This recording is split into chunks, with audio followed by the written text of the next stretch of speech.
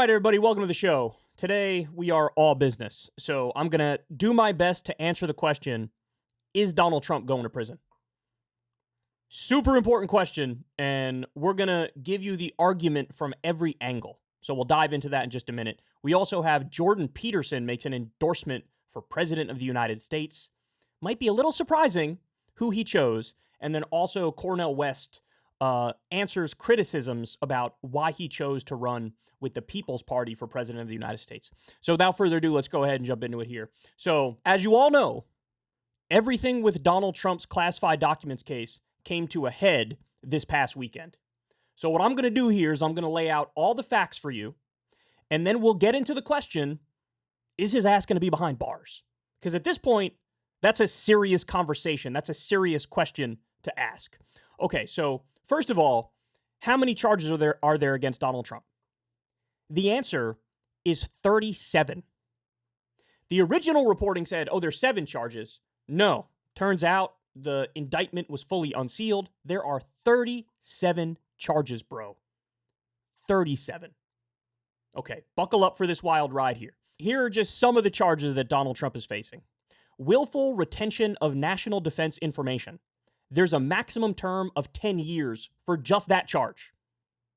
Conspiracy to obstruct justice, a maximum term of 20 years, again, for just that charge. Withholding a document or record, maximum term of 20 years for just that charge. Now, I should be clear, there's no minimums for any of these things, and the max fine, respectively, for each of these charges is $250,000. So no minimum, a maximum that's really up there in terms of years behind bars. It would basically be a life sentence for him, okay? But you also have a potential fine of $250,000 a pop. Corruptly concealing a document or record, max term of 20 years. Concealing a document in a federal investigation, max term of 20 years. Scheme to conceal, max term of 5 years. False statements and representations, max term of 5 years. And again, for each of these charges, you have a maximum fine of $250,000, and you have no minimum time in prison. So one of the things that we've been speculating about is, hey man, the Trumps have a lot of financial connections to the Saudis. Jared Kushner took $2 billion from Saudi Arabia. You have Donald Trump has taken at least tens of millions, maybe even over $100 million from Saudi Arabia for those live golf tour events, which are happening at his courses.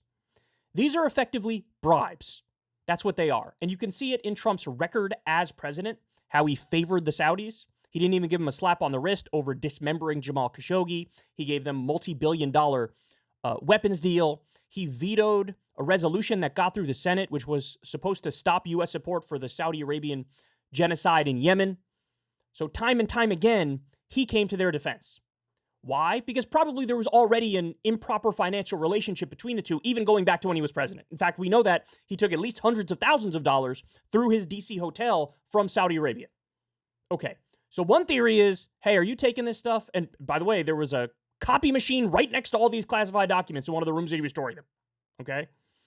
But look, at this point, this angle of it is just speculation. It would be tough to prove in a court of law unless they have stuff that they're not sharing with us. But I submit to you, even if they can't get him on the Saudi angle, man, he's still in deep, deep trouble. Why?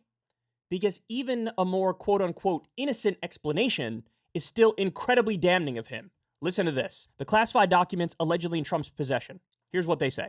The classified documents Trump stored in his boxes included information regarding defense and weapons capabilities of both the United States and foreign countries, United States nuclear programs, potential vulnerabilities of the United States and its allies to military attack, and plans for possible retaliation in a response to a foreign attack. The unauthorized disclosure of these classified documents could put at risk the national security of the United States, foreign relations, the safety of the United States military and human sources, and the continued viability of sensitive intelligence collection methods. Bro, he had in his boxes at Mar-a-Lago, sitting in a ballroom and in a bathroom, he had top nuclear secrets and vulnerabilities of the United States. That's what he had there. So even if you want to say it's an innocent explanation and there's nothing going on with the Saudis, which, by the way, I think is a huge question mark, right? Even if you want to say that, we all know that Mar-a-Lago is a hotbed of spies.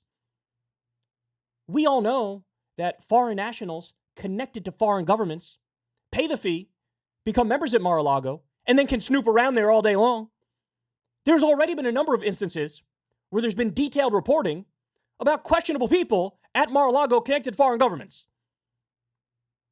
Donald Trump is a foreign spy's best friend because it would have been super easy to get access to all of these highly, highly sensitive documents. Listen, man, I'm of the belief that a lot of this stuff that the military classifies and says is top secret, it's over-classification.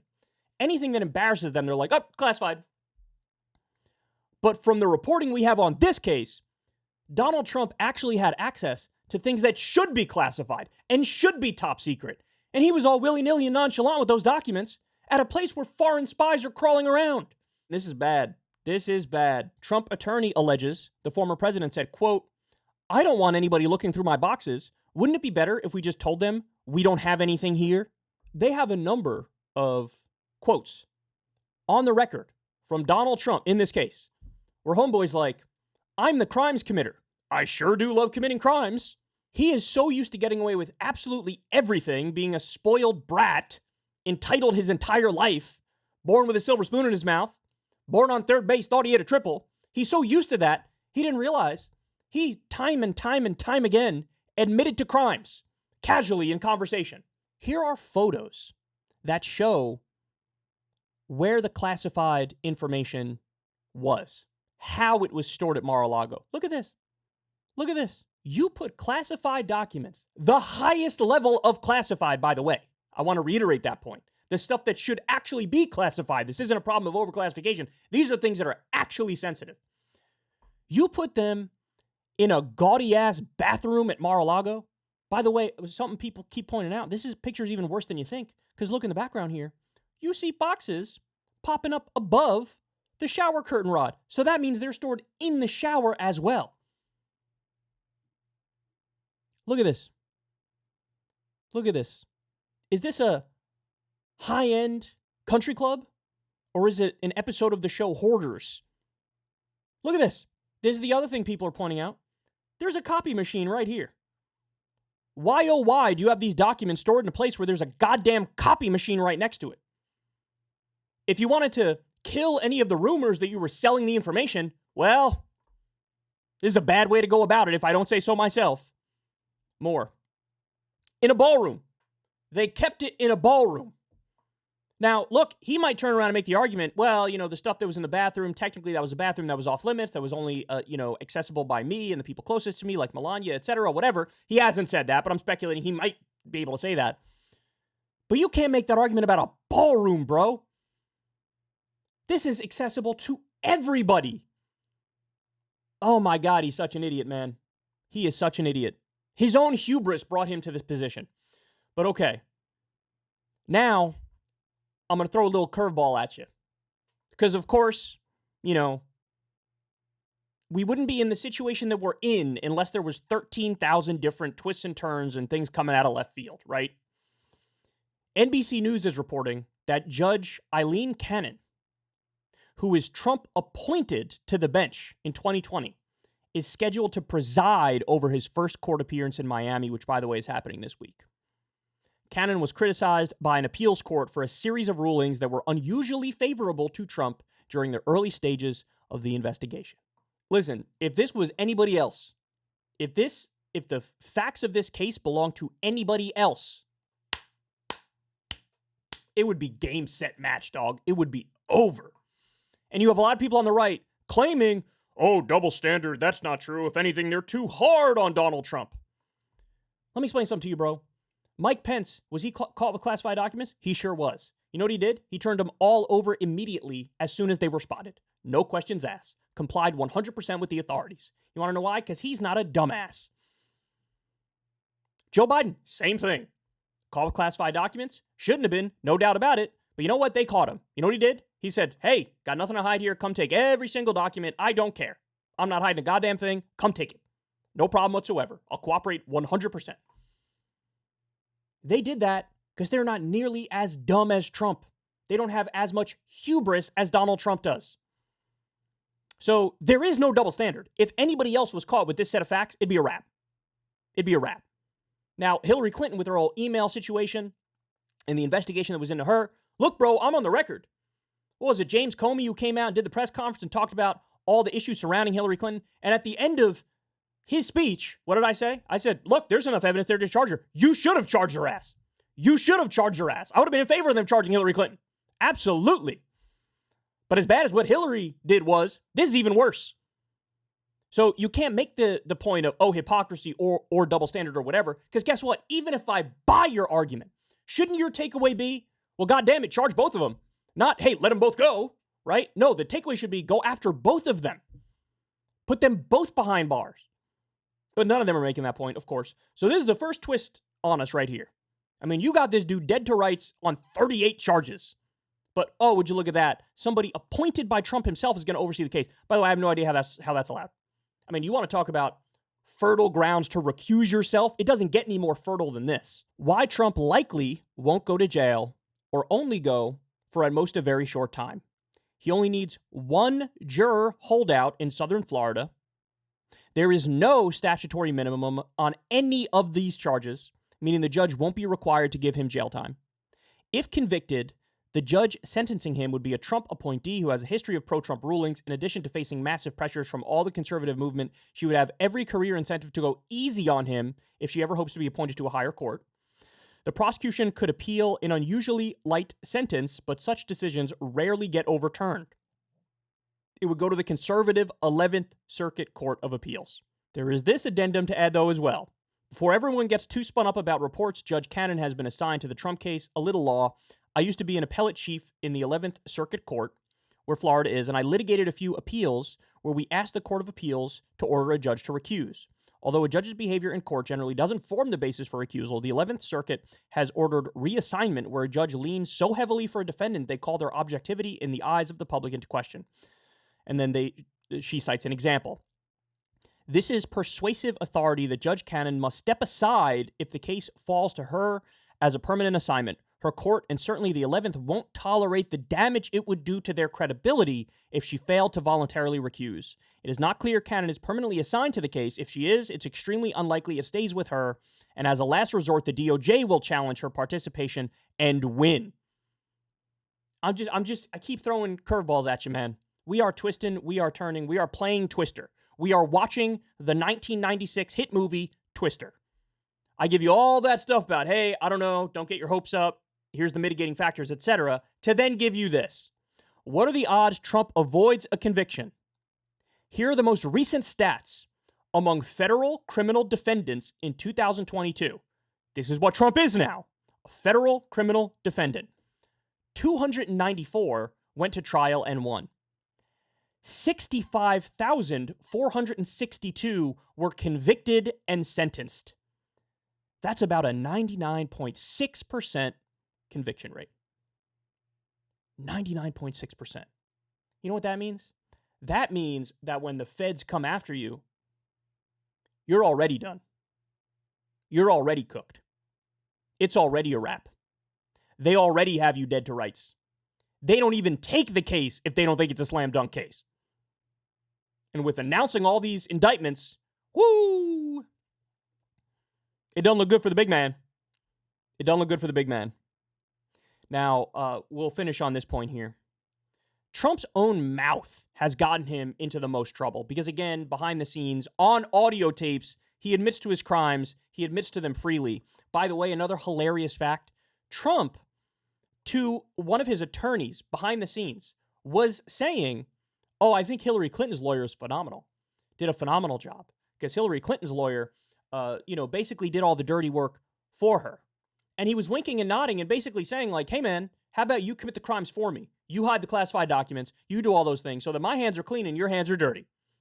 He was saying this stuff openly, praising Hillary Clinton's lawyer. By the way, at the same time, he says, well, these are criminals. So he's telling his own lawyer, be criminal for me. Put your own ass on the line for me. But his own mouth gets him in the most trouble. Remember back when it was Hillary Clinton who was under federal investigation and Donald Trump did not hesitate did not hesitate for a second to use this politically. Here's some of the things he said. Quote, I'm going to enforce all laws on classified information. No one is above the law. Oops. Classified, you go to prison when you release stuff like that. Classified info, he should go to jail for that for many years. He even strengthened some of the penalties on classified information. Why? Because he thought it was a clever own of Hillary Clinton. Well, all that came back to bite himself in the ass. Now, by the way, let's be clear about something. I will not tolerate any comparison whatsoever to the likes of Julian Assange or Edward Snowden or Chelsea Manning or people who are genuine heroes who had a conscience, who step up and said, look, this stuff that's top secret and classified, it should not be top secret and classified. This is all stuff that the American people should know because it shows malfeasance that the government is doing with your money, U.S. taxpayer, in your name. So I'm going to step up. I'm going to be a hero, and I'm going to expose the wrongdoing of the government. That's not what's happening with Donald Trump. Are you out of your goddamn mind to make that comparison? That's not what's happening at all. This isn't selfless. This isn't a whistleblower. This isn't somebody with a conscience. Are you kidding me? This is a man who, at best, is just a hoarder and is opening the door for foreign spies to go in there and steal our most classified top secret information and stuff that should actually be top secret and classified. That's best case scenario. Worst case scenario, he's corrupt and cutting a deal with the Saudis and whoever the hell else wants to pay him, probably Israel and others, and giving them top secret classified information because he wants to get paid. I gave you best case and worst case. None of those things are, hey, he's just a whistleblower with a conscience who's trying to expose malfeasance and wrongdoing. No, he is the malfeasance. He is the wrongdoing. Don't you dare be dumb enough to make that dumbass comparison. That's the dumbest comparison I've ever heard in my life. You're talking about genuine heroes with Chelsea Manning and Julian Assange and Edward Snowden. These are heroes. You're going to compare them to Donald Trump? Please. Please. All right. So there you have it. Now, ultimately, I tell you all that to tell you this. The question I led with, is Donald Trump going to jail? I don't know. I don't know. There's a lot of evidence pointing in the direction of, I don't see how the hell he gets out of this. I don't see how the hell he gets out of this. If he even goes down on one of the 38 charges, he's going to jail. But on the flip side, Donald Trump has gotten away with everything else he's ever done in his life, ever. And it certainly raises some red flags about the fact that this judge was appointed by him and apparently is already a sycophant to him. So ultimately, where do I land? I come full circle. I don't know. There's very strong evidence pointing in both directions. 99.6 conviction rate from the feds. All these charges. The fact that they don't take a case unless they think it's a slam dunk case. But also, he's got a judge in his corner. And he's got an entire conservative media apparatus that could basically threaten violence if he doesn't get off. So again, I know it's an unsatisfying answer. I'm trying to answer the question. I'm trying to give you all the information. I did give you all the evidence. I did give you all the information. But ultimately, I don't know what the hell's going to happen. I do not know what the hell's going to happen. So we're all going to have to buckle up and see together. Hey, y'all, do me a favor and like and subscribe. It helps out big time in the algorithm. Click the bell as well for notifications when videos drop. And watch that video on screen right now. You know you want to.